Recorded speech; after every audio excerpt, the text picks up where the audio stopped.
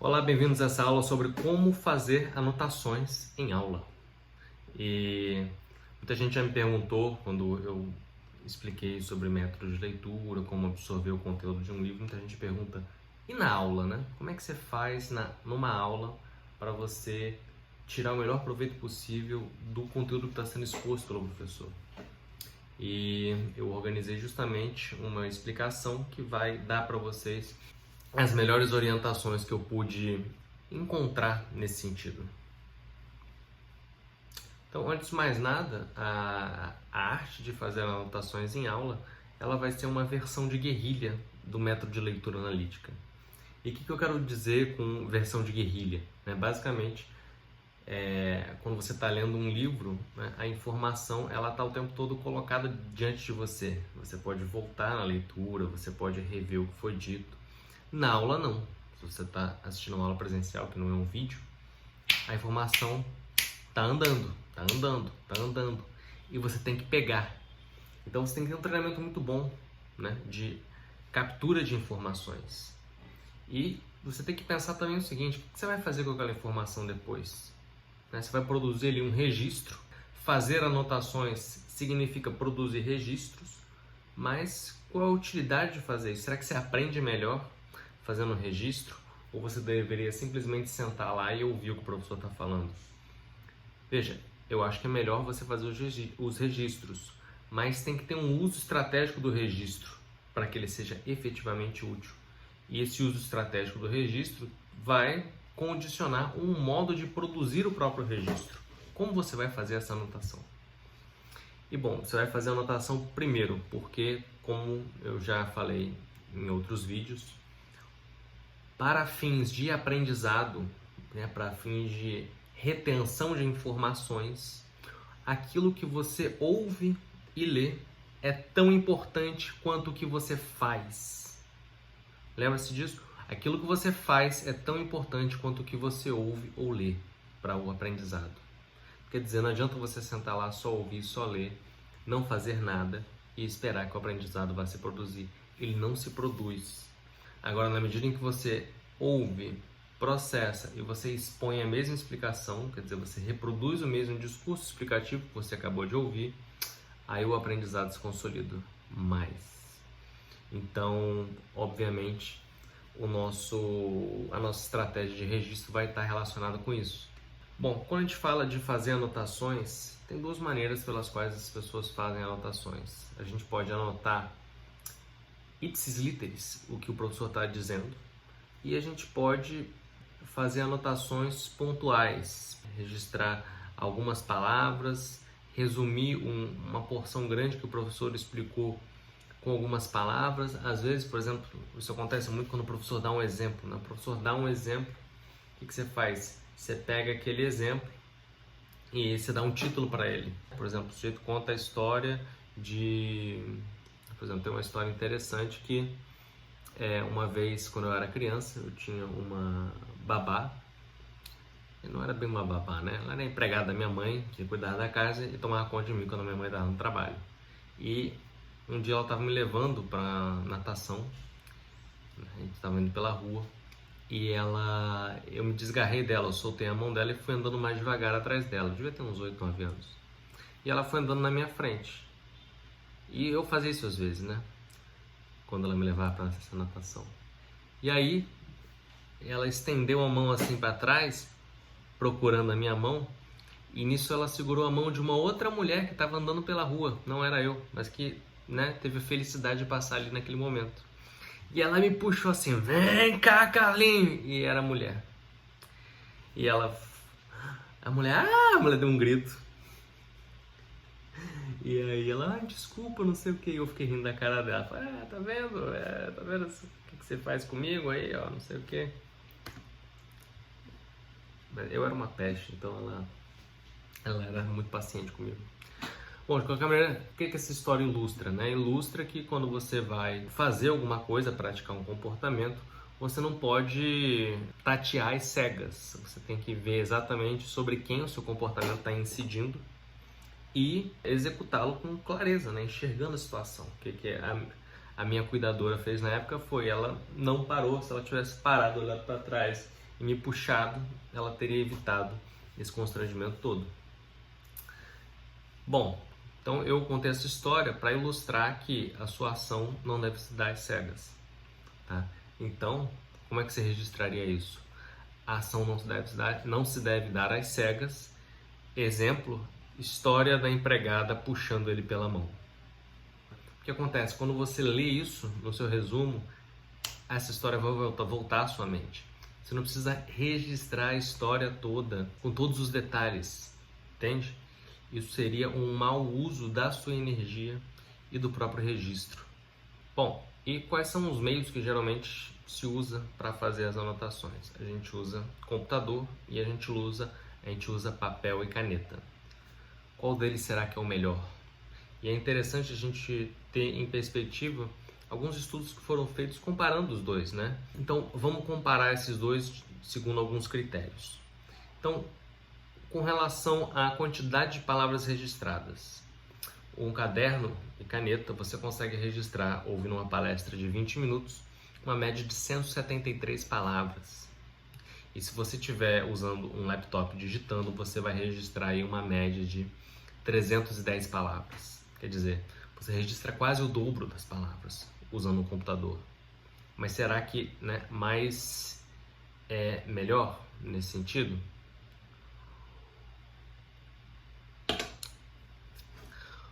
Outro fator, capacidade de relembrar a informação. Então, eles verificaram que os estudantes que usaram anotações foram capazes, com papel e caneta, foram capazes de relembrar 90% da informação registrada. Enquanto que as pessoas que estavam tomando nota no computador conseguiram lembrar de 45% a partir das suas anotações. Estudando as suas anotações. Outra coisa, o que é registrado, né? O que se observou sendo registrado por esses alunos que estavam usando papel e caneta e computador? Os alunos com papel e caneta estavam registrando um resumo do entendimento que eles tinham tido da matéria. Então, eles estavam colocando nas suas próprias palavras, anotando palavras-chave, etc. E aqueles que estavam registrando no computador, eles estavam escrevendo ipsis literis o que o professor estava dizendo, né? Eles estavam sendo taquígrafos digitais do professor, na maioria dos casos. Ou seja, eles não estavam fazendo uma reflexão e síntese do assunto enquanto registravam. E em termos de energia e esforço, né, demandou-se muito mais, né, do uso das pessoas que estavam com papel e caneta para produzir o registro do que as pessoas que estavam com laptop. Bom, então, assim, eu acho que essa comparação deixa claro o que é melhor ser feito em termos das duas ferramentas de registro. Mas olha só, agora que a gente sabe qual é a melhor ferramenta e mais ou menos qual é a orientação geral, qual vai ser a técnica que a gente vai usar para produzir esse registro, para produzir essas anotações? Então, antes de mais nada, né, tem uma dica preparatória. Se você vai para uma aula de uma matéria, uma das maneiras de você aproveitar muito bem a aula é você ter um conhecimento prévio do assunto que vai ser apresentado. Primeiro, o professor segue um cronograma, ele tem um currículo, ele tem uma lista de conteúdos que ele vai abordar numa determinada sequência lógica. Então, você ir para a aula sabendo qual conteúdo que ele vai abordar ali na sequência dos assuntos e ter uma ideia geral, mais ou menos, do que aquele conteúdo consiste, isso vai te dar uma vantagem estratégica enorme. Porque é como se você vai para a aula sabendo o que ele vai falar. E isso te poupa energia se contextualizando no início da aula. Se você vai para a aula sem saber nada, o início do que o professor falar, você vai ter que fazer um esforço de contextualização. Se você já chega contextualizado, a sua vida fica muito mais fácil. Então você pode fazer isso, você pode consultar o professor, você pode, né, de repente, se você...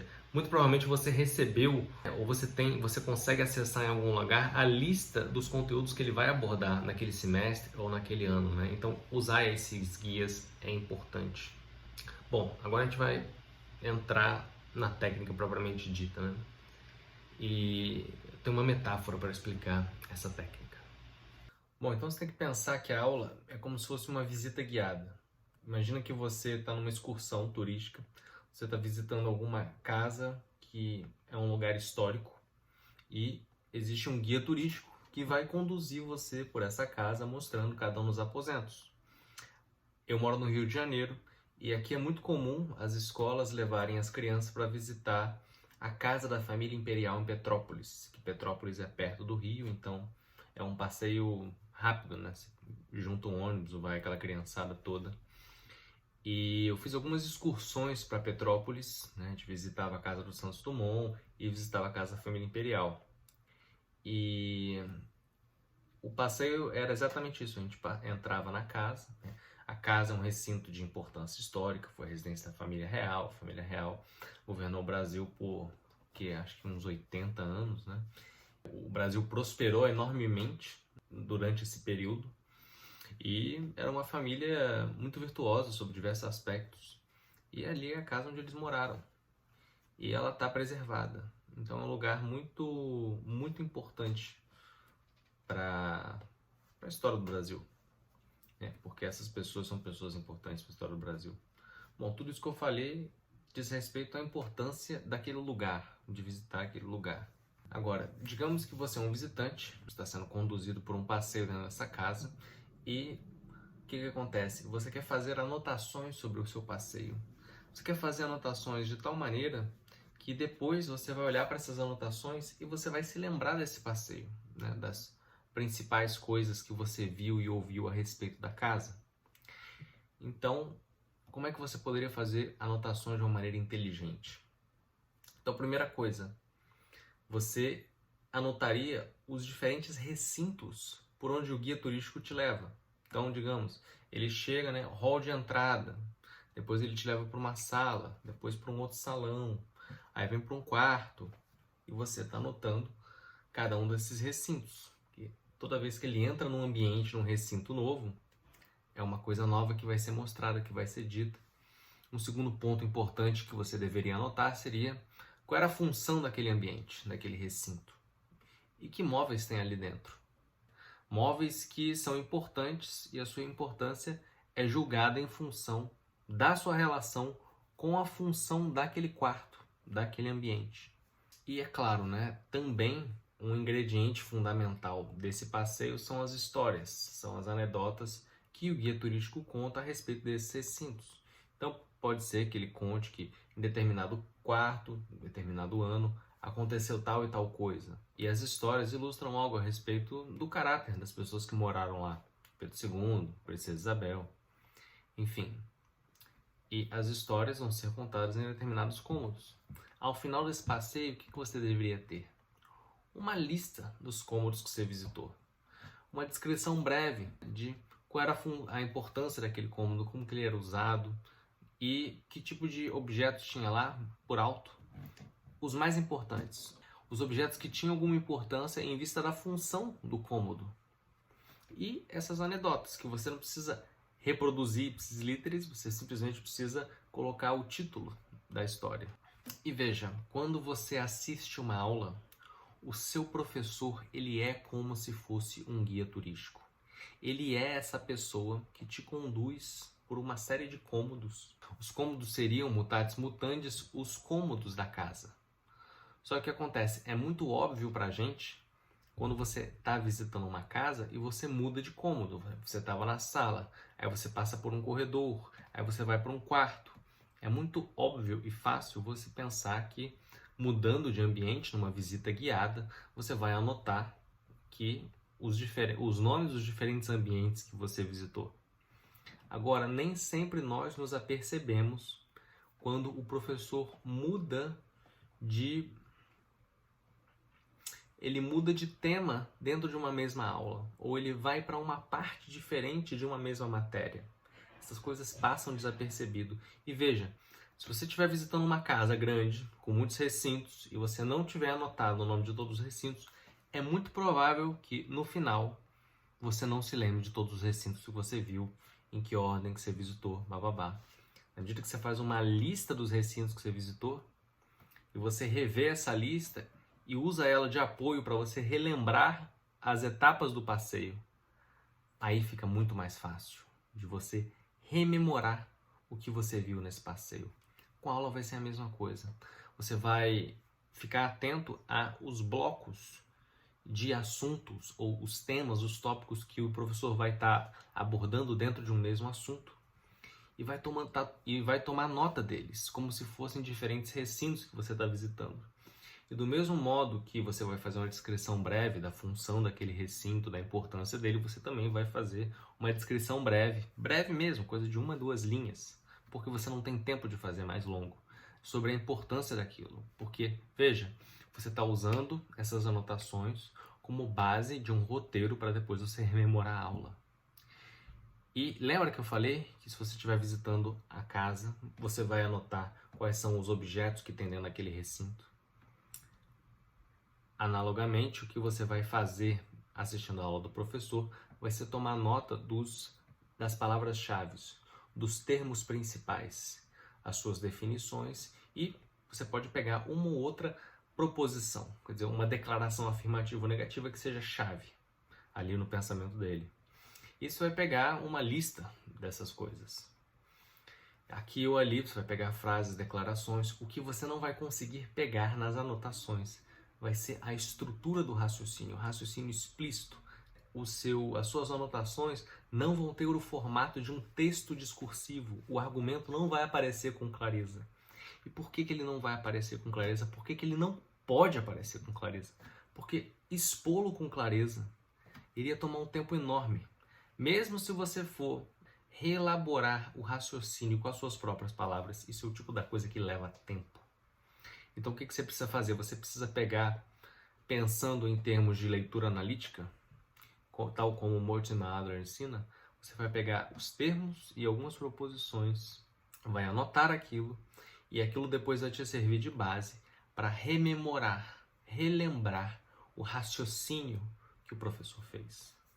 Então, veja, o raciocínio não pode entrar nas suas anotações, mas as suas anotações vão servir de base para você rememorar, reproduzir o raciocínio, a explicação que o professor deu na sala. Exemplos, como é que os exemplos entram nisso? Você não vai reescrever o exemplo inteiro, você vai escrever o título da historinha que ele contou. Por exemplo, se o professor tiver contado uma história interessante sobre, sei lá, uma vez que Dom Pedro II se machucou naquela casa e foi, cuidado pela babá.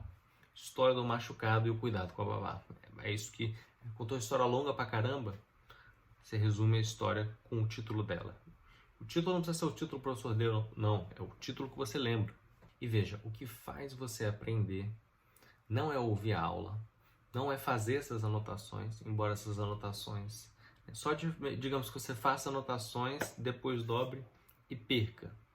Se você não as tivesse feito, você teria aprendido menos. Mas olha só, esse não é o ideal. O ideal é o seguinte: para que você fez essas anotações? Você fez essas anotações para depois você rememorar e reproduzir a explicação do professor. É rememorando e reproduzindo essa explicação que você vai aprender. Porque veja, inclusive é por isso que eu não gosto da expressão reter conteúdo. O nosso cérebro não foi feito para reter conteúdo, como as páginas de um livro retêm palavras. O que a gente aprende é emissão de comportamentos. A gente aprende a emitir comportamentos, a gente aprende a fazer certas distinções, a gente aprende a ter certas respostas emocionais diante de certas coisas. Agora, conteúdo não. Mas quando a gente fala que a gente retém mais, isso quer dizer o quê? Que a gente aprendeu a emitir um determinado comportamento. A gente aprendeu a relembrar algumas imagens, alguns discursos. A gente aprendeu a produzir certos discursos numa determinada sequência. E nada é tão útil para você aprender um conteúdo do que falar desse conteúdo. Porque, veja, trazer ativamente o conteúdo à sua mente e produzir uma explicação sobre aquilo, se alguém sabe alguma coisa, isso significa que essa pessoa sabe explicar, sabe falar a respeito. Então, praticar o comportamento de saber algo é praticar a exposição daquele conhecimento. Expor um conhecimento é praticar o comportamento. É praticar o comportamento de expor um conhecimento. É praticar um comportamento discursivo. É praticar um comportamento imaginativo. Bom, então a ideia de você fazer as anotações enquanto assiste uma aula é essa, E entenda, é tudo muito dinâmico, né? Você tem que ter uma capacidade com as anotações de pegar, discernir na hora se ele está mudando de recinto, o que ele está falando de relevante sobre a função daquele recinto, sobre os itens que tem lá, de que maneira aqueles itens são relevantes para a função daquele ambiente. Você tem que ter essa sagacidade de pegar isso a respeito das matérias que estão sendo expostas. Então, que assunto ele está falando agora, quais são as proposições principais, quais são as palavras-chave, anotar.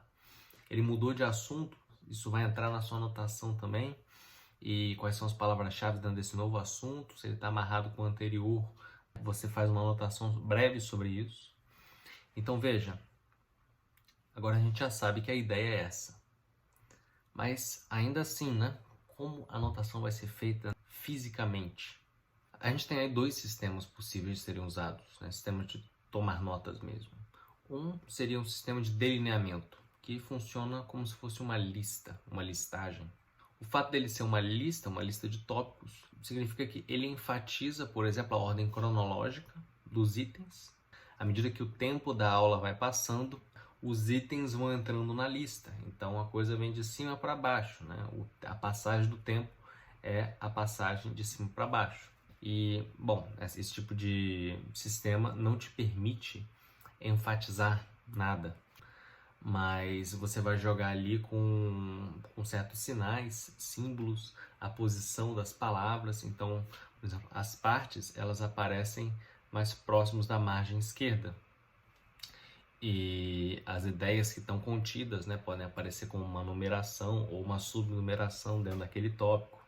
E, né, os exemplos aparecem discriminados rapidamente com EG, uma abreviação latina que é Exempum Gratia. Então, é um sistema de notação muito interessante de usar, é o meu preferido. E você pode trabalhar com o mapa mental também. O mapa mental ele é diferente do método, enquanto o método do sistema de delineamento em lista de tópicos, porque o mapa mental ele não tem essa ênfase da ordem cronológica. Ele apresenta a informação com uma organização visual e, de certa forma, em função dessa organização, existe uma ideia de simultaneidade. Não existe essa noção cronológica no mapa mental. Tudo está presente simultaneamente. É como se fosse uma estrutura espacial, de certa forma. E com o mapa mental você pode enfatizar a relação entre os conceitos, né, ligando eles por linhas. Ele favorece que você produza uma teia de conceitos, né, uma teia de palavras-chave, por exemplo. E por que eu falei palavras-chave? O mapa mental não favorece muito que você coloque frases e sentenças. Uma frase, uma sentença é algo que congela o mapa mental. Quer dizer, dali é muito difícil você puxar novas linhas e crescer novos ramos. Mas também é um sistema possível de ser usado. Muitas pessoas se dão bem com eles, né? E eu já me vi em algumas situações fazendo anotação de aula de espontaneamente começar a usar o sistema do mapa mental ao invés do delineamento em lista de tópicos.